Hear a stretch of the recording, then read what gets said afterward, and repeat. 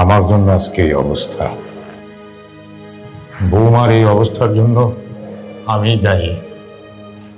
আমি যদি এই পিচ্চি মেয়েটার সঙ্গে আমার আশিকের বিয়ে না দিতাম, তাহলে বৌমার আজকে এই পরিণতি হতো না।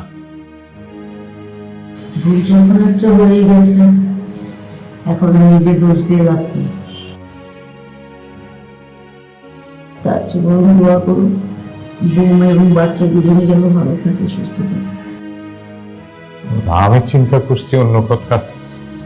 যদি আল্লাহ না করুক বৌমার কিছু হয়ে যায়, তাহলে আমি আমার বন্ধুর কাছে কি জবাব দেব?